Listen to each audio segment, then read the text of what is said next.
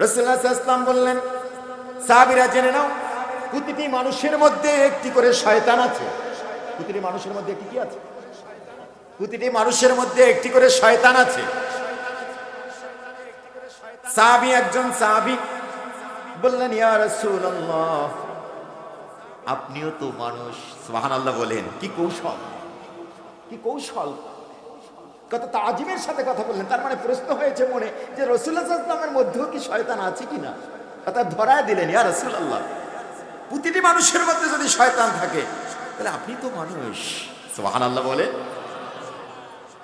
রাসূলুল্লাহ সাল্লাল্লাহু আলাইহি ওয়াসাল্লাম বললেন, সাহাবীরা শুনে নাও, হ্যাঁ আমিও মানুষ, আমার মধ্যেও একটা শয়তান ছিল, কিন্তু হ্যাঁ আমার ভিতরে যে শয়তানটা ছিল সে আমার হাতে হাত রেখে মুসলমান হয়ে গিয়েছে। সে মুসলমান হয়ে গেছে, সে আর শয়তান নেই। অতএব কুমন্ত্রণা দেওয়ার ক্ষমতা তার নয়। সম্মানিত হাজিরিন, এই কুমন্ত্রণা যে আমাদের মধ্যে দেয়, আমরা যে ওয়াসওয়াসায় পড়ে যাই, এটা রব্বুল আলামিন জানেন।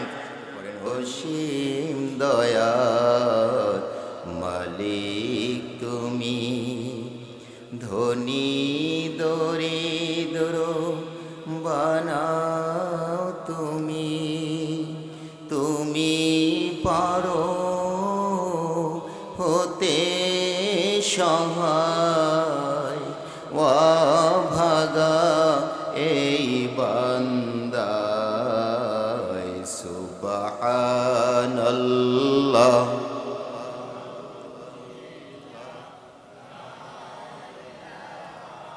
ইল্লাল্লাহ, সুবহানাল্লাহ।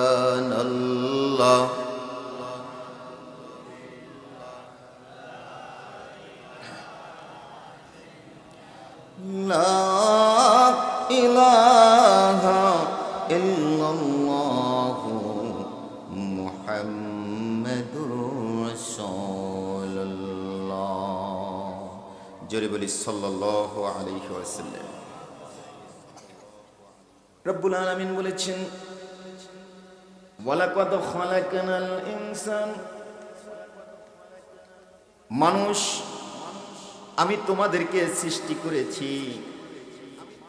আমরা বাহাম কি করে কথা বলতে পারি যে আমাদের রব একমাত্র আল্লাহ, আল্লাহ ছাড়া আমাদের আর কোনো রব নেই? আর আছে নাকি? আল্লাহ ছাড়া আমাদের আর কোনো রব নাই। সৃষ্টি করেছেন দয়াময় আল্লাহ। আমার এই ফটক, আমার এই চেহারা, আজহন, আমার এই শির মোবারক বা আমাদের মাথা মোবারক, এটাকে আল্লাহ তাআলা কুদরতি হাতের মাধ্যমে দয়া করে সৃষ্টি করেছেন। বলেন সুবহানাল্লাহ। সাইয়েদনা বাবা আদম আলাইহিস সালাম থেকে শুরু করে কিয়ামতের পূর্বে যে সমস্ত মানুষ আসবে, এই যত কোটি মানুষ হোক অথবা হাজার হাজার লক্ষ লক্ষ কোটি মানুষ হতে পারে, একজনের চেহারা আরেকজনের সাথে হুবহু মিল নাই। বাবার সাথে ছেলের চেহারার হুবহু মিল নাই, কিছু না কিছু পার্থক্য রয়েছে। মায়ের সাথে মেয়ের হুবহু মিল নাই, কিছু না কিছু পার্থক্য রয়েছে। সে রব্বুল আলামিন আপনাকে উপযুক্তভাবে চেনার জন্য আপনার চোখের মধ্যে লেন্স এন্ড রেটিনা এমন কিছু দিয়েছেন যেটা সবার চোখ একরকম না।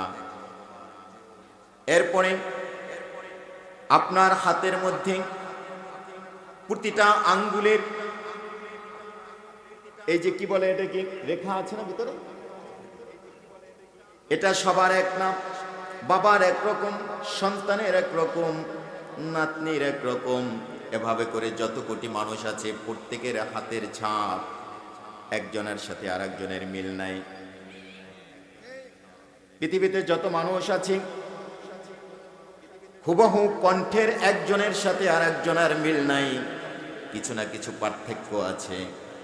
ছোট্ট একটা বডির মধ্যে এত কৌশল করে যে রব সুনিপুণতার সাথে তৈরি করেছেন, বানিয়েছেন তিনি কে? আরো জোরে বলতে হবে, তিনি কে?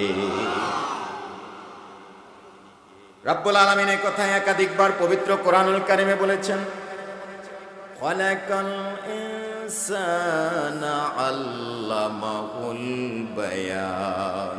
মানুষ, আমি তোমাদেরকে সৃষ্টি করেছি এবং ভাষাও শিক্ষা দিয়েছি, প্রজ্ঞা শিখিয়েছি, জ্ঞান দিয়েছি, আকল দিয়েছি।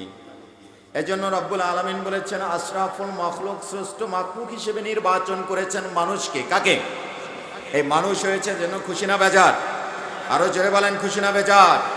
ইচ্ছে করলে সেই রব আপনাকে একটা জীব বা জানোয়ার অথবা কীট বা পতঙ্গ বানাতে পারতেন, কিন্তু না বানিয়ে আপনাকে উত্তম মাখলুক, আশরাফুল মাখলুক, শ্রেষ্ঠ মাখলুক বানিয়েছেন। এজন্য যদি শুকরিয়া আদায় করি, তাহলে এই শুকরিয়া আদায় করে আমরা শেষ করতে পারবো না, ঠিক কিনা? এরপরে রব্বুল আলামিন বলেছেন, মানুষ, তুমি যদি মনে করো তোমার চেয়েও সুন্দর কোনো জীব জানোয়ার পৃথিবীতে আছে, তাহলে ভুল করবে। কারণ উত্তম আকৃতি দিয়ে আমি তোমাকে সৃষ্টি করেছি।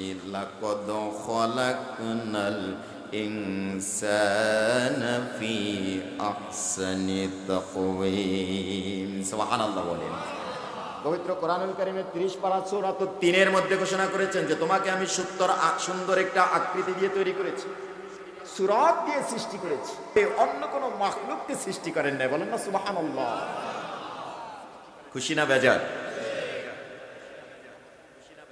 যদি প্রশ্ন করেন, কোরআন আমাকে বলে দাও তুমি যে আল্লাহ তাআলা দয়াময় রব্বুল আলামিন এত সুন্দর করে আমাকে কেন বানালেন, কি চায় আমার কাছে? রব্বুল আলামিন এ কথাও পবিত্র কোরআনুল কারীমে বলে দিয়েছেন, ওয়া মা খালাকতুল জিন্না ওয়াল ইনসা ইল্লা লিয়াবুদুন। সুবহানাল্লাহ বলেন। তোমাকে যে এত সুন্দর করে বানালাম, তুমি আমার ইবাদত করবা, তাতেই আমি রব খুশি তোমার প্রতি। সুবহানাল্লাহ। একটু আগে হুজুর এ কথা বলেছিলেন, যার জন্য আলোচনাটা এদিকে গেল। এত সুন্দর করে যে তোমাকে তৈরি করেছি, বানিয়েছি, সৃষ্টি করেছি, এর বিনিময়ে আমার কিচ্ছু চাই না। তুমি শুধুমাত্র কেবলমাত্র আমার একটু ইবাদত করো। সুবহানাল্লাহ বলবেন না? একথা আরো বুঝিয়ে দিয়েছেন ইবাদত কেমন করে করবা। প্রতিটা দিন 24টা ঘন্টা আছে। 24টা ঘন্টা মানুষ যে সমস্ত কাজকর্মগুলি করে, এই কাজকর্মগুলি মানুষ তার নিজের প্রয়োজনে করতে পারে। এমনকি সালাত যে আদায় করে, তাও মানুষ নিজের প্রয়োজনে করে, ঠিক কিনা? আপনি যে সালাত আপনার নিজের প্রয়োজনে করেন, এটা মানেন তো? আমরা সালাত করি কার প্রয়োজনে? সালাতের মধ্যে আপনি কি বলেন? সূরাতুল ফাতিহা পড়েন, যা আপনার নিজের জন্য। একটু প্রশংসা করেন আপনার এলাকায়। এই যে চাঁদপাশা ইউনিয়নে যদি এখন শোনেন যে একজন মন্ত্রী আসবে, তাহলে মন্ত্রীর জন্য আপনারা বরিশাল থেকে শুরু করে যেই রোডে আসবে, এই রোডে অন্তত 10টা গেট হয়, হয় কিনা? এরপরে তাকে একটা মানপত্র দেওয়া হয়, প্রশংসামূলক দেওয়া হয় কিনা? এরপরে তার প্রশংসা করা হয়। অনেক প্রশংসা করার পর এরপরে শেষে গিয়া বলে, মন্ত্রী সাহেব, নেতা সাহেব, আমার এই চাঁদপাশা ইউনিয়নে একটা ব্রিজ লাগবে, রাস্তাটা অনেক ভাঙা, ধুলোয় ভরে যায়, এই রাস্তাটা প্রয়োজন, দয়া করে যদি আপনি এটা দিয়ে দেন, ঠিক কিনা? এটা যদি পৃথিবীর কোনো মানুষের জন্য হয়, তাহলে আমার রবের জন্য প্রশংসা থাকবে কি থাকবে না? আমার রবের জন্য প্রশংসা হবে কি হবে না? এজন্যই আমরা এই কথায় এমন করে সুন্দর করে বলি, আল্লাহ এটা শিখিয়ে দিয়েছেন, আলহামদুলিল্লাহি রাব্বিল আলামিন। প্রশংসা হবে কার? আরো জোরে বলতে হবে কার? এটা কি আমার কথা না? আল্লাহ বলেছেন যে তুমি প্রশংসা করবে কার? প্রশংসা সবই কেবল তোমারই। পড়েন, প্রশংসা সবই কেবল তোমারই, রব্বুল আলামিন। দয়ালু মেহেরবান করুণা পূরণ, দয়ালু মেহেরবান করুণা পূরণ, আর কেহ নাই তুমি মালিক। প্রশংসা সবই, প্রশংসা সবই কেবল তোমারই। মালিককে প্রশংসা হবে কার? সুবহানাল্লাহ বলেন। এই প্রশংসা করার পর এরপরে বলে দিলেন ইহদিনাস সিরাতাল মুস্তাকিম। আল্লাহ তুমি আমাকে একটা সরল এবং সঠিক পথ দান করো, সরল এবং সঠিক পথ দান করো। এটা যদি আপনি মন দিয়ে বলেন তাহলে রব্বুল আলামিন এটার জবাব দিয়ে দিয়েছেন, ওয়ালা হাদাইনাহুম সিরাতাম মুস্তাকিম। সুবহানাল্লাহ বলেন। যে তুমি যদি সিরাতুল মুস্তাকিম চাও তাহলে জেনে রেখো বান্দা, আমি তোমাকে সিরাতুল মুস্তাকিম দান করব। পঞ্চম পারা সূরাতুন নিসার মধ্যে কথা বলে দিয়েছেন। সুবহানাল্লাহ। তাহলে এই যে আমার জন্য চাই এবং কিভাবে চাই, একটা ওসিলা, একটা কায়দা এখানে রয়েছে। সেটা কি? আল্লাহ সিরাতুল মুস্তাকিম, সরল এবং সঠিক পথ, কোন পথ আমাকে তুমি দান করবে, সেটাও আল্লাহ তাআলা এমন কৌশল করে বলে দিয়েছেন যে যেই পথে তোমার প্রিয়জনগুলি চলে গেছে ওই পথটা দান করবা। নবী রাসূল আম্বিয়া ইকরাম যেই পথে চলে গেছে ওই পথ দান করো। আর যে পথে গায়রিল মাগদুবি আলাইহিম ওয়ালাদ-দাল্লিন, যে পথে তোমার পথভ্রষ্ট মানুষগুলি চলে গেছে ওই পথ আমার প্রয়োজন নাই। সুবহানাল্লাহ। সুন্দর করে কথা আপনি বলেন, তাহলে নামাজের মধ্যে আপনি আপনার জন্য চান। সিজদা থেকে উঠলেন, সিজদায় গিয়ে প্রশংসা করলেন, এরপরে রুকুতে গিয়ে প্রশংসা করলেন আল্লাহ তাআলার। সিজদা এক সিজদা করে উঠে বসলেন, সিজদা মাঝখানে বসে সোজা হয়ে বসে আপনি পড়লেন আল্লাহুম্মা গফিরলি ওয়ারহামনি ওয়াহদিনি ওয়াফিনি ওয়ারযুকনি। এই যে পড়লেন, কি পড়লেন এখানে? আল্লাহ তুমি আমাকে ক্ষমা করে দাও, আমাকে সুস্থ রাখো, আমাকে হেদায়াত দাও, আমার জন্য রিজিকের ব্যবস্থা করো। সব কার জন্য? আমার জন্য করছি না? এটা বলেন না, এটা কার জন্য করেছি? তার মানে ইবাদতটাও করতেছি কার জন্য? এই 24টা ঘন্টা একটা মানুষ যদি চায় 24 ঘন্টা, প্রতিটা দিনের মধ্যে 24টা ঘন্টা সে আল্লাহর ইবাদত করে কাটাবে, তার মানে একটা মুহূর্ত সময়ও তার ইবাদতের বাহিরে যাবে না। এটা করা সম্ভব কিনা? সম্ভব কিনা? যদি প্রশ্ন করেন হুজুর এশার পরে যে আমরা ঘুমিয়ে যাই, ফজর পর্যন্ত নাক টেনে ঘুমাই, এটা কি করে ইবাদত করা সম্ভব বা এভাবে কিভাবে হবে? হ্যাঁ, রাসূলুল্লাহ সাল্লাল্লাহু আলাইহি ওয়াসাল্লাম বলে গিয়েছেন, উম্মতেরা জেনে নাও, এশার সালাত পড়ে তারপরে প্রয়োজনীয় খাবার দাবার সেরে বিছানায় উজুর সঙ্গে ছুঁয়ে তাসবিহ তাহলিল আল্লাহর জিকির করে করে ঘুমিয়ে যাও। ফাযকুরুনি আযকুরকুম ওয়াশকুরুলি ওয়ালা তাকফুরুন। সুবহানাল্লাহ বলেন। ফাযকুরুনি, এখানে আলেম ওলামা রয়েছে। তুমি যদি আমাকে ডাকো, অতঃপর তুমি যদি কি করো? আমাকে ডাকো, আমাকে যদি স্মরণ করো, তাহলে মনে রেখো আযকুরকুম, বান্দা তোমাকে আমি স্মরণ করি। সুবহানাল্লাহ। আমার মতো গোলামকে যদি আমার রব স্মরণ করে, এর চেয়ে আর কিছু চান? আরে জোরে বলেন, আর কিছু চাওয়া পাওয়া আছে নাকি? সমস্ত প্রয়োজন মিটানোর মালিক কে? এজন্য সব সময় তাওয়াক্কুল করতে হবে আল্লাহ তাআলার। সকালবেলা কাজে বের হবেন, অফিসে যাবেন, আদালতে যাবেন, দোকানপাটে যাবেন, জমি জমায় কাজ করবেন, যেখানেই আপনি কাজ করেন না কেন, ফজরের পর কমপক্ষে 3টি আয়াত পবিত্র কোরআনুল কারীমের থেকে 3টি আয়াত আপনি পড়েন। রাসূলুল্লাহ সাল্লাল্লাহু আলাইহি ওয়াসাল্লাম বলেছে, এই আয়াতের বরকতে অন্তত ওই দিন তোমার অ্যাক্সিডেন্টের মতো অ্যাক্সিডেন্টে অন্তত তোমার মৃত্যু হবে না। অ্যাক্সিডেন্ট আল্লাহ তাআলা দিবেন। এটা করা যায় না ভাই? এটা করা যাবে কিনা? রাজি আছেন আপনারা? শুরু হয়ে গেল আপনার আমল নামায় সওয়াব লেখা। কাজ করলেন, পড়লেন আস্তাগফিরুল্লাহ, বললেন আল্লাহু আকবার, বললেন আলহামদুলিল্লাহ।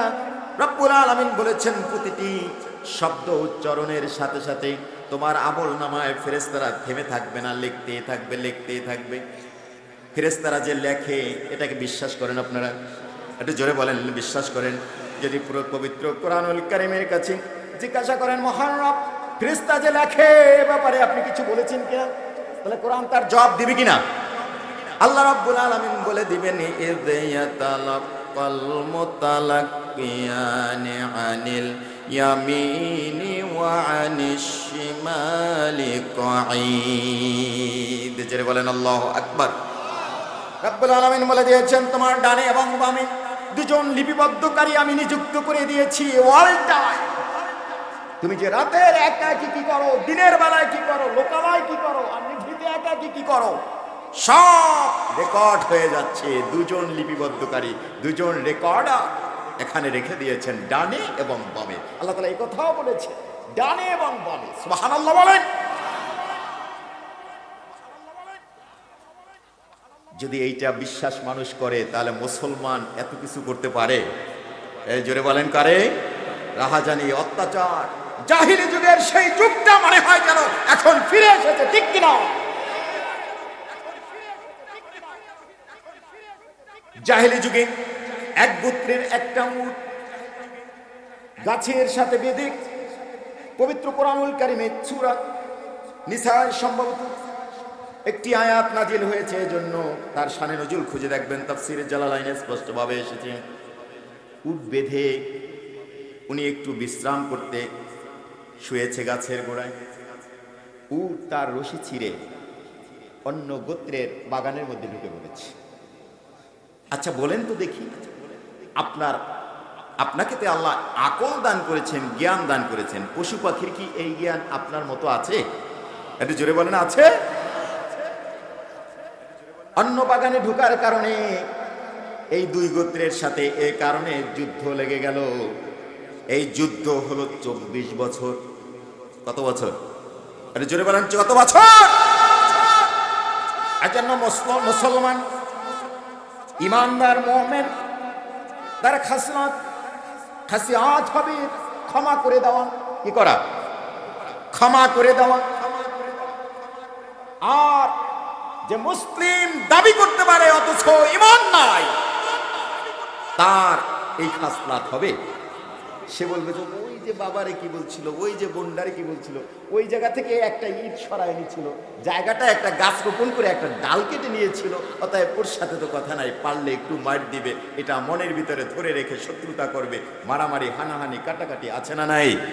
এই জোরে বলেন আছে না নাই? মুসলিম হওয়ার যোগ্যতা রাখো। রাসূলুল্লাহ সাল্লাল্লাহু আলাইহি ওয়াসাল্লাম, হযরতে আলী, হযরতে ওসমান, হযরতে আবু বকর সহ বেশ কয়েকজন সাহাবী দাঁড়িয়ে আছেন। একজন বেদুইন ভিক্ষুক এসে রাসূলুল্লাহ সাল্লাল্লাহু আলাইহি ওয়াসাল্লামের কাছে ভিক্ষা চাইলো। সে বুঝলো না, দয়া বুঝলো না, দয়ার নবী কেমন এটা বুঝলো না।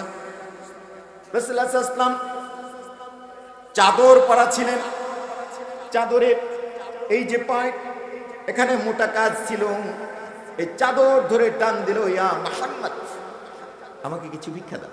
ভিক্ষা করার সিস্টেম বুঝছেন তো? চাদরে টান দেওয়ার কারণে তার ঘাড়ের চামড়া ছিঁড়ে গেছে।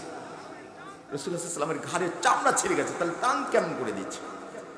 হযরত ওমর তরবারি বের করছে, চুরে আঘাত করে রাসূলুল্লাহ সাল্লাল্লাহু আলাইহি ওয়াসাল্লাম থামো।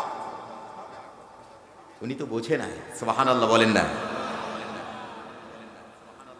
মা আয়েশা সিদ্দিকা রাদিয়াল্লাহু তাআলা আনহার কাছে বলেছেন হাদিস, তিরমিজিতে হাদিসটা লম্বা করে এসেছে। মা আম্মা জান আয়েশা রাদিয়াল্লাহু তাআলা আনহা জিজ্ঞাসা করলেন, ইয়া রাসূলুল্লাহ আপনার জীবনের কষ্টের মুহূর্তগুলি একটু শোনান। উহুদের জমিনে আপনি সবচেয়ে বেশি কষ্ট পেয়েছিলেন, এটা সবচেয়ে বেশি কষ্ট আপনার মনে নাকি এর চেয়েও কষ্ট আছে? রাসূলুল্লাহ সাল্লাল্লাহু আলাইহি ওয়াসাল্লাম বলেছেন, আয়েশা রে এই কষ্টটা আমার কাছে কষ্ট মনে হয় না, যেটা তোমার গোত্র থেকে আমি পেয়েছিলাম সেইটা আমার কাছে বড় কষ্ট হয়েছিল। আম্মা জান আয়েশা চুপ করে আছে। রাসূলুল্লাহ সাল্লাল্লাহু আলাইহি ওয়াসাল্লাম বর্ণনা করতেছেন, আয়েশা আমি যখন তায়েফে গিয়েছিলাম আমাকে পাগল বলে পাথর নিক্ষেপ করে রক্তাক্ত করে দিয়েছিল। এই যে শরীরের চামড়া ফেটে কেটে যাওয়া এক জিনিস, আর টাক লেগে পাথরের আঘাতে রক্ত বের হওয়া এটা আর এক জিনিস, ঠিক কিনা? কঠিন কিনা? এরপরে জিবরিল আলাইহিস সালাম এসে বলেছিলেন, ইয়া রাসূলুল্লাহ আমার সঙ্গে পাহাড়ের বিচরণকারী শক্তিশালী ফেরেশতা নিয়ে এসেছি, যদি আপনি চান তাহলে তায়েফটাকে পাহাড় চাপা দিয়ে শেষ করে দিব। রাসূলুল্লাহ সাল্লাল্লাহু আলাইহি ওয়াসাল্লাম কি বলেছেন জানা আছে না? রাসূলুল্লাহ সাল্লাল্লাহু আলাইহি ওয়াসাল্লাম বলেছে, জিবরিল তাদেরকে যদি আমি মেরে ফেলি অথবা মারার জন্য বলি তাহলে বলো তো কে ইসলাম গ্রহণ করবে? কি দয়া, কি দয়া আমার নবীজির মধ্যে। এজন্য মুসলমান সে ক্ষমা করবে, এই গুণটা তার মধ্যে থাকবে। যাই হোক, তাহলে সৃষ্টি করেছেন কে? আরো জোরে বলেন কে? আল্লাহ তাআলা। সেই রব্বুল আলামিন বলেছেন, ওয়া না'লামু মা তুওয়াসবিসু বিহি নাফসুহু। বান্দা তোমাকে আমি সৃষ্টি করেছি, তোমার মধ্যে ওয়াসওয়াসা দেয়, কুমন্ত্রণা দেয়। এই যে ওয়াসওয়াসা তোমার মধ্যে দেয়, এটাও আমি রব্বুল আলামিন আমার জানা আছে। এটা আমি জানি যে তোমার মধ্যে ওয়াসওয়াসা দেয়। এজন্য নফসে আম্মারা বলতে একটা নফস আছে আমাদের মধ্যে। রাসূলুল্লাহ সাল্লাল্লাহু আলাইহি ওয়াসাল্লাম বলেছেন, মুসলিম শরীফের হাদিস, সাহাবীরা বসা আছে, রাসূলুল্লাহ সাল্লাল্লাহু আলাইহি ওয়াসাল্লাম বললেন, সাহাবীরা জেনে নাও প্রতিটি মানুষের মধ্যে একটি করে শয়তান আছে। প্রতিটি মানুষের মধ্যে কি আছে? প্রতিটি মানুষের মধ্যে একটি করে শয়তান আছে। সাহাবী, একজন সাহাবী বললেন, ইয়া রাসূলুল্লাহ আপনিও তো মানুষ। সুবহানাল্লাহ বলেন, কি কৌশল, কি কৌশল, কত তাজিমের সাথে কথা বললেন। তার মানে প্রশ্ন হয়েছে মনে যে রাসূলুল্লাহ সাল্লাল্লাহু আলাইহি ওয়াসাল্লামের মধ্যেও কি শয়তান আছে কিনা।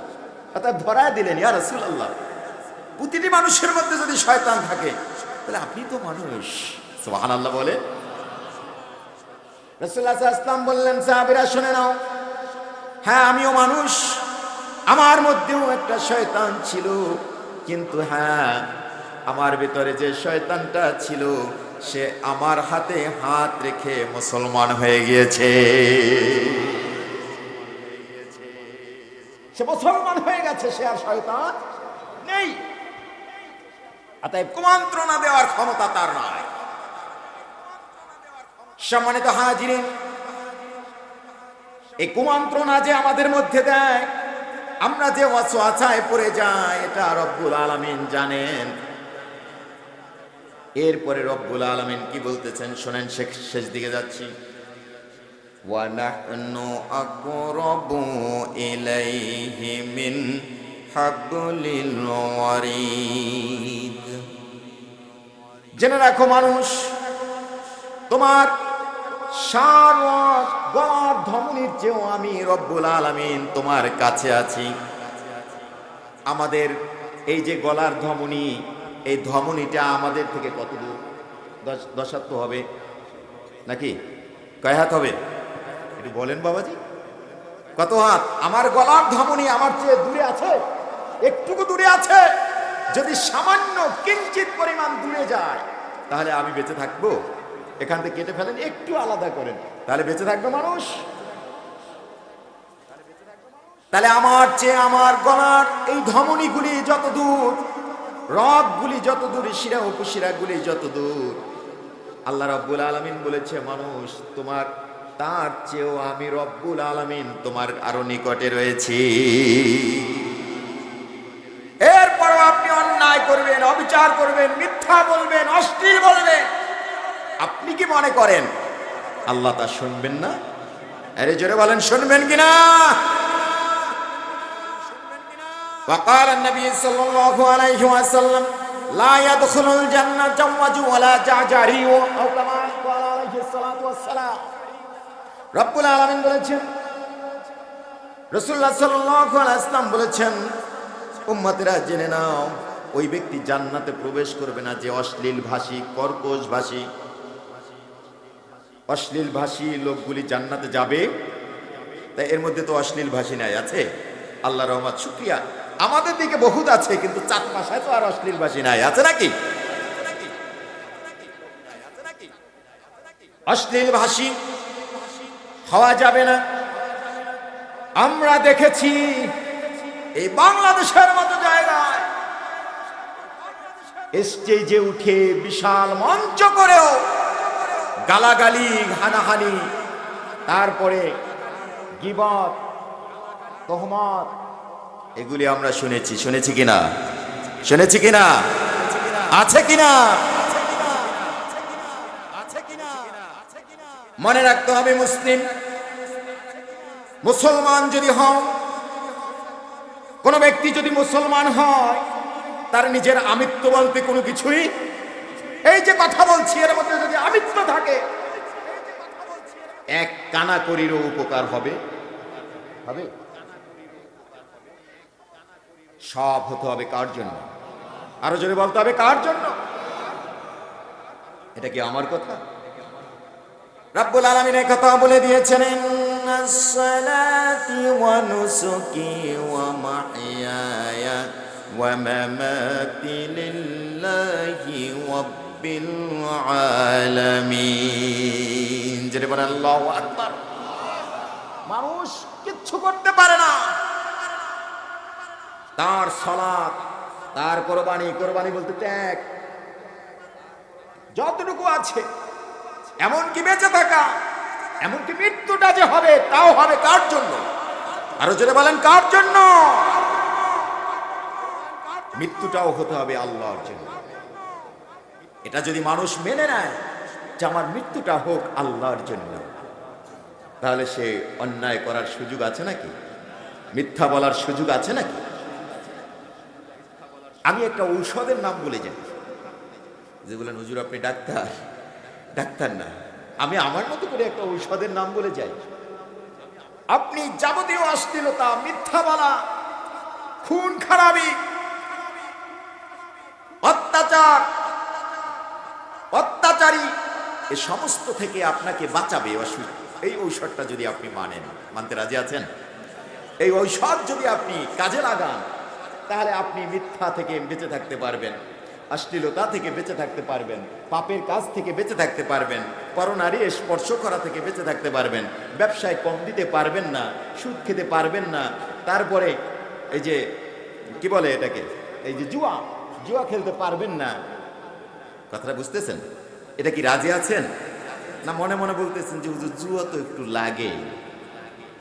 কথাটা বুঝেন না? একজন হুজুরের কাছে গেছে, এক জবানার একজন আলেমের কাছে গেলেন, হুজুর আমাকে কিছু দর্শ দেন, আমি ভালো হতে চাই। উনি বললেন যে তুমি বাবা তুমি এইটা করবা। হুজুর সবগুলি তো মানি, তা আমাকে একটা একটু রোগসুদ দেন, একটা একটু কি করেন, একটা বিষয় একটু রোগসুদ দেন। উনি বললেন যে বাবা তাহলে সেই বিষয়টা কি? হুজুর আমার একটা অভ্যাস আছে, আমি একটু মাঝে মাঝে বিড়ি খাই। মাঝে মাঝে কি খাই? এই বিড়ি খাওয়ার রোগসুদটা একটু আপনি দেন। তো ভাগ্য ভালো, আমি যাদেরকে নিয়ে আজকে কথা বলছি এদের মধ্যে তো বিড়ি খাওয়ার লোক নাই। আছে কেন? বিড়ি খাওয়ার তো নাই, এখন তো বিড়িই নাই। বলতেই তো পারেন যে হুজুর বিড়ি তো খাই না, কিন্তু বিড়ি খাই কি? এখন খাই তো সিগারেট। কি খায়? বিড়ি তো খাই না, খাই কি? মনে মনে বলেন না আপনারা, হুজুর বিড়ি খাই না, খাই কি?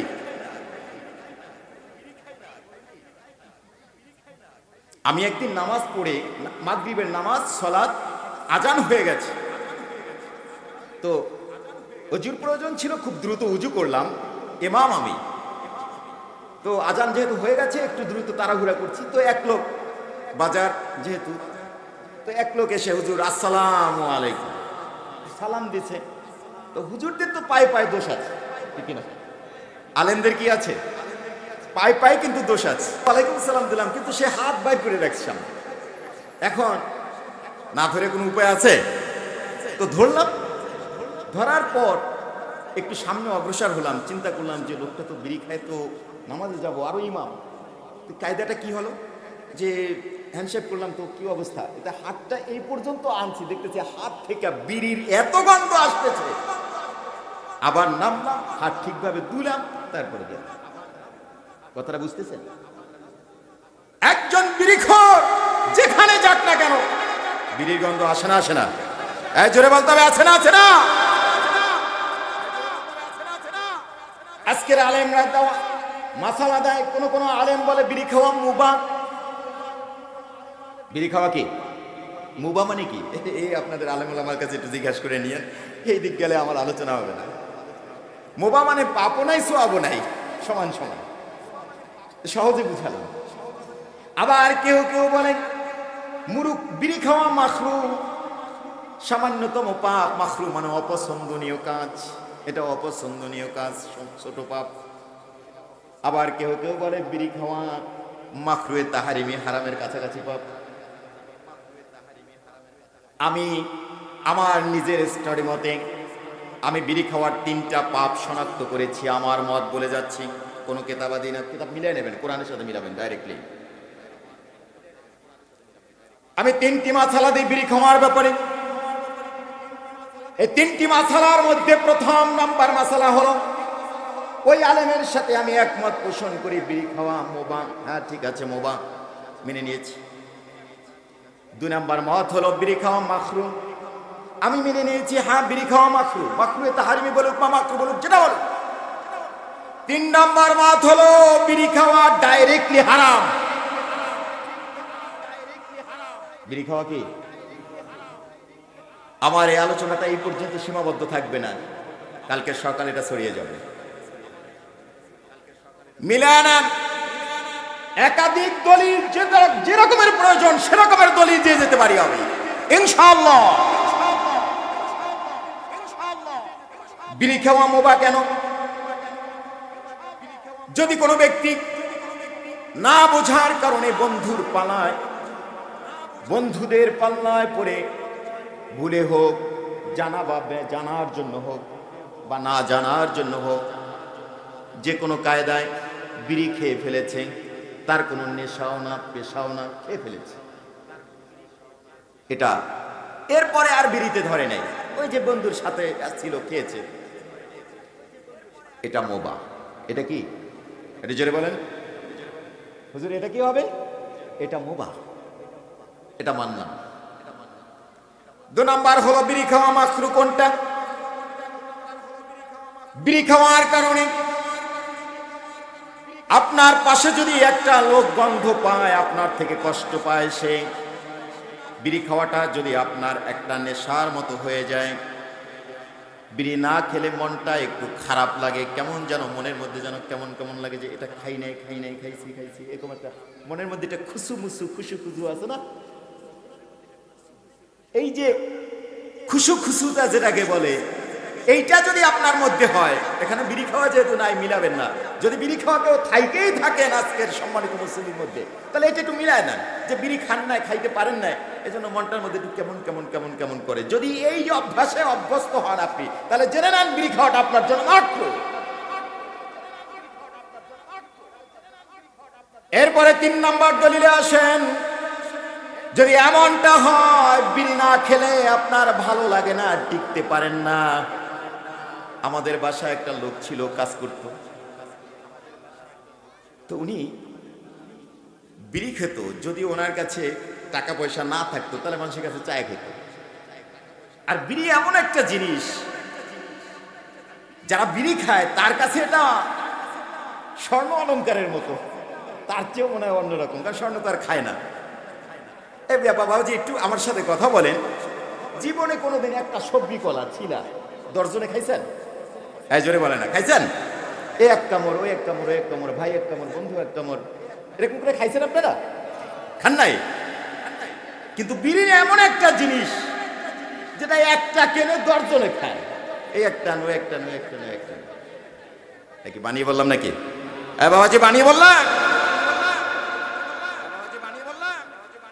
কিয়ামত সম্পর্কে রাসূলুল্লাহ সাল্লাল্লাহু আলাইহি ওয়াসাল্লাম বলেছেন, জাহান্নামী মানুষদেরকে তিনাতুল খাবার খাইতে দেওয়া হবে। তার তৃষ্ণায় তৃষ্ণার্ত হয়ে কলিজাটা ফেটে যাবে, জিহ্বাটা নাভিস্থল পর্যন্ত জ্বলে যাবে। আল্লাহর কাছে কামনা করবে, আল্লাহ একটু পানি দাও, পানি দাও, পানি দাও। হাদিসে বুখারী। তৎকালীন সময় মেঘ করবে, পানির ব্যবস্থা হবে, তার মানে হলো বৃষ্টি হবে। কিন্তু বৃষ্টিটা দুঃখের ব্যাপার, এতটা উত্তপ্ত হবে যে বৃষ্টিটা গায়ে লাগার সঙ্গে সঙ্গে জায়গাগুলি ভস্মিত হয়ে খসে খসে পড়ে যাবে। কাঁটাযুক্ত খাবার দেওয়া হবে, কাঁটাযুক্ত ফল, কাঁটাযুক্ত খাবার। এটা খাওয়ার পর সে আরো মারাত্মক অবস্থার সৃষ্টি হবে, বলবে, আল্লাহ ক্ষুধা তো নিবারণ হলোই না, খুব কষ্ট হচ্ছে। ভয় নাই? যে আগুনটা হবে জাহান্নামের, জাহান্নামীদেরকে খাওয়ার জন্য, শেষ করার জন্য, আযাবের জন্য, সেই আগুনটা পৃথিবীতে বসে আপনার এই ধোঁয়া আপনার পেটে নিচ্ছেন। আপনার কি সেন্সিটিভ একটি জায়গা লাং। এই লাং হলো মানুষের মধ্যে এমন একটি সেন্সিটিভ বিষয়, যেখানে যদি একটু লাঠালো পদার্থ থাকে তাহলে তার অ্যাজমার সৃষ্টি হয়। কি হয়? একটু কথা বলে না। লাঠালো বলতে ওখানে কফ যদি থাকে তাহলে কি হয়? অ্যাজমার সৃষ্টি হয়। তাকে পর্যাপ্ত পরিমাণ যদি ফুলতে না পারে তাহলে সেখানে তার অ্যাজমার সৃষ্টি হয়, শ্বাসকষ্ট হয়, লাংসের সমস্যা হয়, পানি জমে, টিবি হয়, যক্ষা হয়, ক্যান্সার পর্যন্ত হয়ে যায়। আর আপনি সেই মারাত্মক ধোঁয়াটা শ্বাসের সাথে আপনি সরাসরি আপনার লাংসের ভিতরে নিচ্ছেন, পেটের ভিতরে নিচ্ছেন। আপনার কি ভয় হয় না ভাই? ওয়ালা তাকতুলু আনফুসাকুম, রাব্বুল আলামিন বলেছেন, তুমি নিজেকে হত্যা করো না। এই দলিলের মাধ্যমে বিড়ি খাওয়া হারাম। প্রতিটি বিড়ির প্যাকেটের গায়ে লেখা আছে বিড়ি মৃত্যুর কারণ, সিগারেট ধূমপান মৃত্যুর কারণ, ধূমপান ক্যান্সারের কারণ, ধূমপান এরকমের কিছু কিছু বাক্য লেখা আছে না, প্যাকেটের গায়ে লেখা আছে না? এই লেখার কারণে দেখেও জেনেও তারপরে আপনি বিড়ি খাচ্ছেন, এজন্য হারাম। আমি এক চার দোকানে বসেছি, তো চার দোকানে এরকমের ছোট্ট একটা বক্সটা এরকমের, তো এই বক্সের সাথে সিগারেটের প্যাকেট না ওটা ছবি জানি না, এটা লাগানো। তো এই যে ওটা এমন একটা জায়গায়, এখানে গলার একটা ছবি দিছে, এমন ঘাযুক্ত একটা ছবি ওখানে দিছে যে একেবারে থকথকে লাল, কেমন যেন দেখাচ্ছে, ভয় লাগে এরকম। বিড়ির প্যাকেটের সাথে এইটা আছে। এইটা দেখার পরও মুসলিম কি করে একটা মানুষ বিড়ি খেতে পারে? অতএব বিড়ি খাওয়া যদি আপনার নেশা হয়ে যায়, বিড়ি না খেলে ভালো লাগে না। সেই যে কাজের লোকের কথা বলছিলাম, উনি কি করতেন? বিড়ি চেয়ে খেতেন। এক সময় বলল যে ওনার কাছে পয়সা নেই, দরিদ্র মানুষ। তিনি বললেন, তোমাদের গোয়াল ঘরের দড়িটা কোথায়? গোয়াল ঘর আছে না, গরুর ঘর, এই গরুর ঘরের গোয়াল ঘরের রশিটা কোথায়? কেন চাচা? বলছেন, কয়দিন পর্যন্ত বিড়ি পাচ্ছি না, বেঁচে থেকে আর লাভ কি, গলায় রশি দেব। বুঝে নাই? যদি মনে করেন বিড়ি না খেলে পায়খানা ক্লিয়ার হয় না, তাহলে বিড়ি খাওয়া আপনার জন্য হারাম, হারাম, হারাম। রাগ হচ্ছেন বুঝি, তাই না? অতএব রব্বুল আলামিন বললেন, এ কথা শোনার পর যদি আপনারা খান আর না খান, এটা আপনার বিবেকের উপরে ছেড়ে দিন। কারণ আল্লাহ তো আপনাকে একটা আকল দিয়েছেন, একটা বিবেক দিয়েছেন, একটা জ্ঞান দিয়েছেন, ঠিক কিনা? নাকি আপনার জ্ঞান নাই? যেই ব্যক্তি জ্ঞান নাই, আপনি যদি বলেন আল্লাহ আমার তো জ্ঞান নাই, তাহলে অসুবিধা নাই, আপনার জন্য নামাজ মওকুফ। আমি কি ভুল বললাম? যার জ্ঞান নাই তাকে বলা হয় পাগল, তাকে বলা হয় কি? কারণ আর জ্ঞান কাজ করে না, ব্রেন কাজ করে না। ব্রেন যদি কাজ না করে তাহলে অবশ্যই সে পাগল। আর একজন পাগলের জন্য নামাজ ফরজ না। পাগলের জন্য নামাজ ফরজ না। যদি আপনি বুঝেন যে আপনাকে এখন খাবার খেতে হবে, যদি আপনি বুঝেন যে আপনাকে এখন একটা পোশাক পরতে হবে, তাহলে অবশ্যই আপনার জ্ঞান ঠিক আছে। আপনি যদি বলেন যে নামাজে না পড়লে কি হয়, এটা আমি বুঝি না, এটা শুধুমাত্র বাহান, মানে আপনার বাহানা, আর কিছু না। এটা আল্লাহ বোঝে কিনা? এই জোরে বলতে হবে, বোঝে কিনা? আল্লাহর হুকুমগুলি একটা মানবেন আর একটা মানবেন না, একটা ধরবেন আর একটা ছেড়ে দিবেন, তাহলে কি সে মুসলিম? এই জোরে বলেন, মুসলিম? তাহলে কি সে মুমিন? وَمِنَ النَّاسِ مَن يَقُولُ آمَنَّا بِاللَّهِ وَبِالْيَوْمِ الْآخِرِ وَمَا هُمْ بِمُؤْمِنِينَ। রব্বুল আলামিন পবিত্র কোরআনুল কারীমের প্রথম নাম্বার সূরা, প্রথম নাম্বার পারা, দ্বিতীয় নাম্বার সূরা, সূরাতুল বাকারার 8 নম্বর আয়াতের মধ্যে রব্বুল আলামিন বলে দিয়েছেন, বান্দা জেনে রাখো, ওরা শুধু বলে যে আমি ঈমান এনেছি আল্লাহর উপরে। ঈমান এনেছে কার উপরে? এই আমরা সবাই মুসলমানেরা বলে না যে আল্লাহ, আল্লাহ ছাড়া আমার আর আছে কে? কিন্তু কার্যকলাপে আল্লাহ কি জিনিস বোঝাই না। আছে কিনা? ওরা শুধু মুখে বলে যে আমি ঈমান এনেছি আল্লাহর উপরে, আখিরাতের উপরে আমি ঈমান এনেছি। রব্বুল আলামিন ডাক দিয়ে বুঝিয়ে দেয়, বান্দা জেনে নাও, ওরা আসলে ঈমানদার না, ওরা আসলে ঈমানদার না। আরে ঈমানদার না। এখন হবে কোনটা, আমার আল্লাহরটা নাকি আমারটা? একটু জোরে বলেন, কারটা? আল্লাহ বলছে ওরা ঈমানদার না। রাসূলুল্লাহ সাল্লাল্লাহু আলাইহি ওয়াসাল্লাম বলেছেন, বান্দা উম্মতরা জেনে নাও, একজন মুমিন, একজন মুসলিম আর একজন কাফের অথবা মুশরিক, এটাকে পার্থক্য করে দেয় সালাত। কিসে পার্থক্য করে দেয়? একটু জোরে বলেন, কিসে পার্থক্য করে দেয়? সালাত পার্থক্য করে দেয়। যেই ব্যক্তি মুসলিম, আজান হলো নামাজে চলে যাবে, আর যেই ব্যক্তি মুশরিক সে নামাজে যাবে না। আজানের পর এই বাজার মসজিদে তো সবাই দৌড়ে নামাজ পড়তে আসে, তাই না? মুসলমান তো বাড়ি বাকি থাকে না, এলাকায় থাকে নাকি? জোরে কয় না, থাকে। তারা কি তাহলে? তারা কি তাহলে? সম্মানিত হাজিরিন, মুসলিম যদি এমন হয়, গরু খাওয়ার সার্টিফিকেটের জন্য যদি মুসলিম হয়, সুন্দর নারী পাওয়ার জন্য যদি মুসলিম হয়, বাবার ওয়ারিশ হওয়ার জন্য যদি মুসলিম হয়, তাহলে এই মুসলিম, মুসলিম হওয়ার যোগ্যতা তো নাই।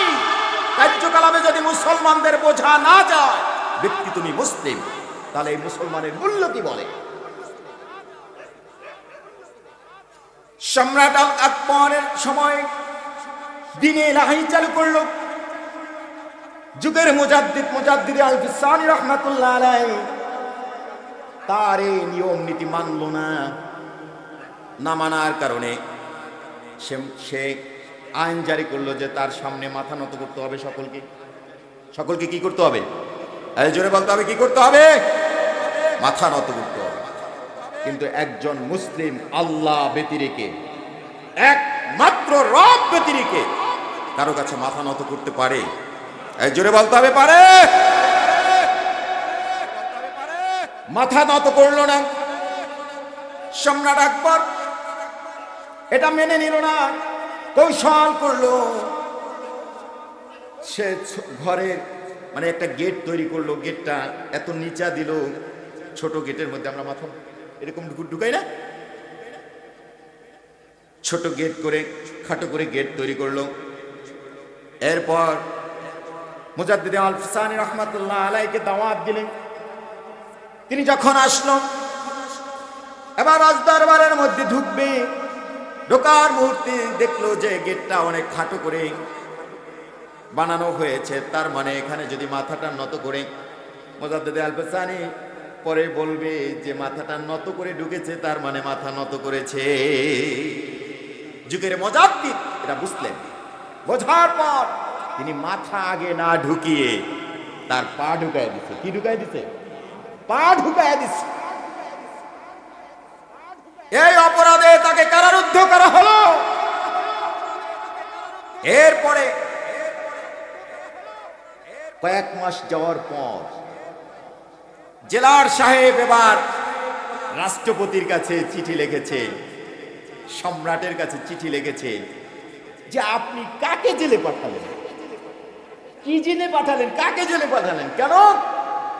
যে জেলের যত চোর, গুন্ডা, বদমাশ, খুনি যা ছিল সব মানুষগুলি আল্লাহর ওলিতে পরিণত হয়ে গেছে।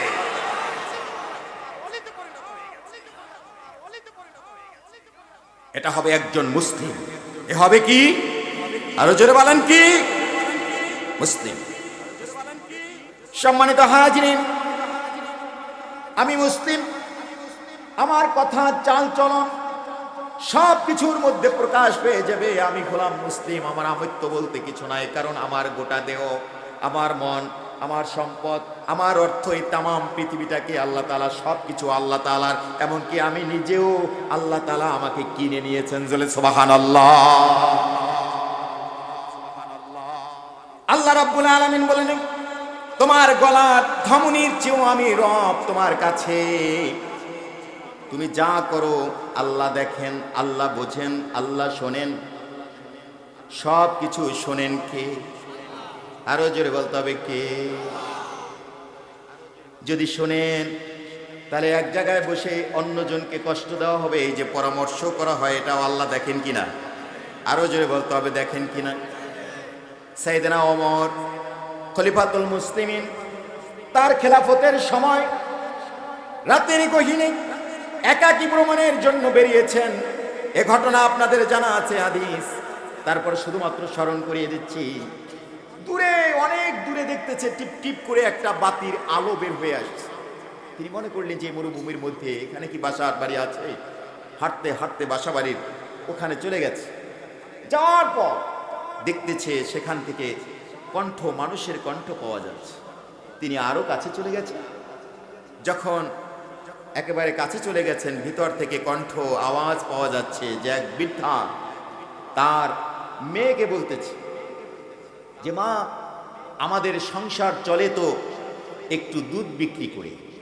তো আজকের যে দুধ হয়েছে তা তো পরিমাণের চেয়ে একটু কম হয়েছে। তো দুধের সাথে একটু পানি মিশিয়ে পরিমাণ মতো করে দাও, যাতে সহজে বিক্রি করা যায়, আমার সংসারটা সুন্দরভাবে চলে। কথাটা বুঝতেছেন? মেয়ে বলতেছে যে, মা, এটা করা যাবে না, কারণ এখন আইন অনেক কঠিন। খলিফাতুল মুসলিমিন হযরত ওমর রয়েছে, যদি সে শুনতে পায় আমাদেরকে আইনের আওতায় আনবে, অতএব এটা করা যাবে না। মা বলতেছে মেয়ের যে, কেমন করে ওমর জানবে? ওমর খলিফা, কি করে ওমর জানবে? কি করে ওমর কি এখনো এই রাতে, এই গভীর রাতে ওমর কি এখানে আছে? কি করে সে বুঝবে, কি করে জানবে?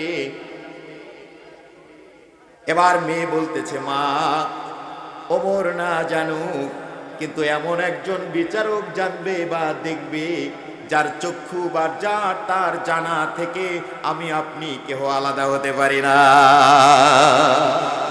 তিনি কে? আরো জোরে বলেন কে? হযরত ওমর সেটা শুনল, ওখান থেকে চলে এসেছে। পরের দিন যখন সে দরবারে বসেছে, সৈন্যদেরকে বলা হলো তাকে ধরে নিয়ে আসো, এই বাড়িতে কে থাকে তাদেরকে নিয়ে আসো। তাদেরকে খবর দেওয়া হলো, নিয়ে আসা হলো। সংক্ষেপ করলাম। নিয়ে আসার পর এটাকে উঠালো এবং রাজদরবারে বসে বলল যে, আমার সন্তানকে বিবাহ দিতে চাই, অতএব এই মেয়েটাকে আমি পছন্দ করছি, একদম দরিদ্র ঘরের মেয়ে, অথচ তাকে পছন্দ করছে পুত্রবধূর জন্য। কিসের জন্য? পুত্রবধূ বানানোর জন্য। হযরত ওমর খলিফাতুল মুসলিমিন,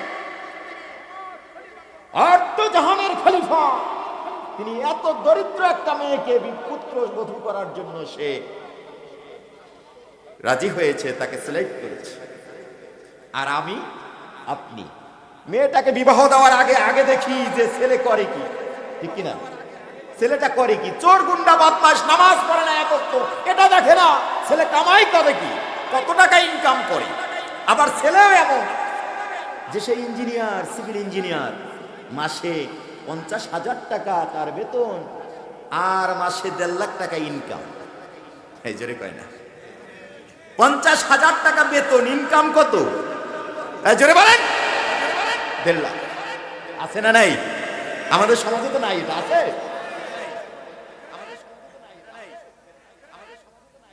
একজন আইনের লোক, নাম বললাম না, একটু উচ্চ রাখলাম, তো উনি ওই মহলে যায়। মহলে তো বেতন তো যা মাসকাবাড়ি মানে মাসের শেষে পায়, এরপর মহল থেকে যখন বাসায় ফিরে আসে রাতের বেলা, তখন এইখানে পকেট, এইখানে পকেট, হাঁটুর নিচেও 2-4টা পকেট আছে না নাই? এরকম আইনের লোক তো নাই, আছে?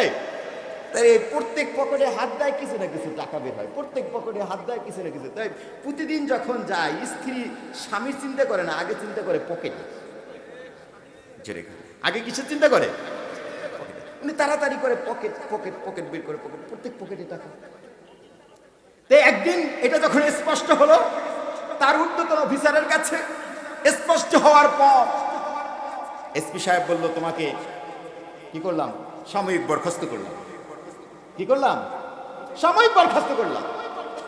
তা এখন উনি ওনার পোশাক ছাইরা স্বাভাবিক পোশাকে বাসায় এসেছে। বাসা আসার পর এখন ওই যে পকেট আছে না, তো উনি পোশাকাদি সাইডে যখন একটু মানে ওয়াশরুমে ঢুকছে, উনি স্ত্রী খালি পকেটের মধ্যে খালি না টাকা, আজকে কি তো বলতেছে যে ব্যাপার কি, আজকে পকেট খালি কেন?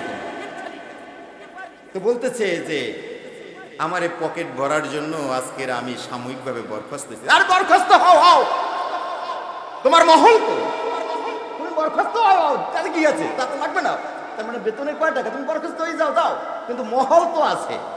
এই জোরে কয় না, বুঝছেন না? মহল কি? তা মহলের টাকা তো আসবে, বুঝতেছেন? সম্মানিত হাজিরিন, আমার সমাজের নিম্ন থেকে উচ্চ পর্যন্ত প্রত্যেকটা সেক্টরে ঘুষের মাধ্যমে করা ঠিক কিনা? আমার দেশ তখনই পবিত্র হবে যখন প্রতিটি সেক্টরে একটা কানাকড়ি ঘুষ চলবে না। রাজি আছেন? ঘুষ খাবেন? ঘুষ খাবেন? সম্মানিত হাজিরিন, আমি ইতি টানছি এখানে। আল্লাহ যদি আমাকে দেখেন, আল্লাহ যদি আমার কাছে থাকেন, মা ইয়ালফিযু মিন কাওলিন ইল্লা লাদাইহি রাকীবুন আতীদ।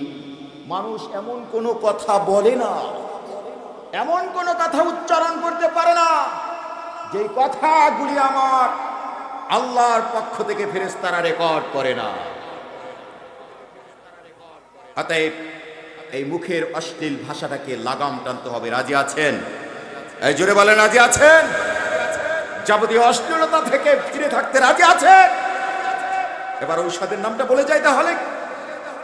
এবার কোরআন থেকে ঔষধ দিয়ে যাচ্ছি। রব্বুল আলামিন বলেছেন, ইন্নাস সালাতা তানহা আনিল ফাহশাই ওয়াল মুনকার। রব্বুল আলামিন স্পষ্টভাবে বলেছেন, এটা আমার কথা না, কার কথা? আরে জোরে বলেন, এর কার কথা? বলেন, আমাদের রবের কথা। রব্বুল আলামিন স্পষ্টভাবে বলে দিয়েছেন, বান্দা তুমি যদি সালাত আদায় করো, নামাজ যদি তুমি আদায় করো, জেনে রাখো এই নামাজ তোমাকে যাবতীয় অশ্লীলতা থেকে ফিরাবে, যাবতীয় পাপের কাজ থেকে তোমাকে ফিরাবে। বান্দা গাঁজা খেতে পারবে না, মদ খেতে পারবে না, বিড়ি খেতে পারবে না, এর চেয়ে বড় বড় যে পাপ আছে, খুন খারাপি করতে পারবে না, অত্যাচার করতে পারবে না, জুয়া খেলতে পারবে না। আমি একদিন জুতার দোকানে গেছি, জুতার দাম চাই, আজকাল জুতা তো বোঝেন, স্লিপারের দাম 1500-1600, এই বরিশালে আছে না এক ধরনের দোকানগুলো, দেখেন না? তা আমি ওনাকে বললাম যে ভাই, এই যে ছোট্ট এক জোড়া জুতা, নিচে একটা সোল্ট আর উপরে 2টা বেল্ট, এটার দাম 1590 টাকা। এই এত দাম কেন? হুজুর আপনি তো খেয়ালই রাখেন না। কি হলো খেয়াল? জুতার দাম বাড়ছে কা, এটা তো জানেন না। আমি কেন বাড়লো? গাম পাইবেন কই? গাম কি হচ্ছে? গাম তো চুপে খাই বলছে। বোঝেন না আপনারা? খাওয়ার জায়গা আর পায় না, কিচ্ছু পায় না, শেষ পর্যন্ত এখনকার জুতার গাম। আমি বললাম, বাবাজি জুতার গাম এত মারাত্মক, এটা খালি তোর গলার যে মরে যাওয়ার কথা। এই জুতার গাম খেলে মানে বাঁচবে? মরে যাওয়ার কথা না, গলার দেওয়ার সাথে সাথে মরে যাওয়ার কথা। যে জুতা এত হার্ড, আপনার পায়ের সাথে থাকছে, সোল ছুটতেছে না, তাহলে কত মারাত্মক গাম এটা। এটা খাইলে কি করে বাঁচবে? হুজুর তাও তো আপনি বুঝলেন না। আমি কি হলো এখানে? গাম তো এইভাবে খায় না, কোন ভাবে খায়? একটা পলিথিন বা কোনো পাত্রের মধ্যে রেখে এটার মুখ আটকাইয়া, তারপর নিজের মুখটা ঢুকায়া দিয়া, তারপরে জোরে জোরে, বুঝেন নাই? বুঝতে পারছেন? গাম খাইয়ে যুবক শেষ করে দিতেছে, জুতার দাম বাড়বে না। আর হুজুর দেখলেই, আলেম ওলামা দেখলি কাপড়ের দাম বাড়ায় ফেলছে। আরে হাম্মক, কাপড়ের দাম যদি আলেম বাড়ায় তাহলে তুমি কি করছো? তুমি তো উপযুক্ত কাপড় পরার কথা না, তুমি তো জুতার গাম খাবা। ঠিক কি না? সম্মানিত হাজিরিন, যাবতীয় অশ্লীল থেকে ফিরাবে মহান রব কি জন্য সালাত আদায় করলে? কি জন্য? আরো জোরে বলেন, কি জন্য? এই সালাতটা আদায় করতে রাজি আছেন বাবাজি? সবাই রাজি আছেন? সবাই রাজি আছেন? একটু দেখতে পারি আমরা? নারায়ে তাকবীর, নারায়ে তাকবীর। আজকের মাহফিল, আজকের মাহফিল বলি আলহামদুলিল্লাহ। যদি একটা মানুষও ঠিকভাবে নামাজ আদায় করেন তাহলে প্রধান অতিথি হুজুরের আজকের মাহফিল সব। আল্লাহ তাআলা আমাদের বোঝার মতো তৌফিক দান করুন। সময় তো অল্প, বেশি বলা যায় না। হুজুরে আলোচনা করবেন, তার মুখ নিঃসৃত বাণীগুলি আমরা মন খুলে শুনবো এবং আমল করবো। রাজি আছেন? একজন উঠবেন না ইনশাআল্লাহ?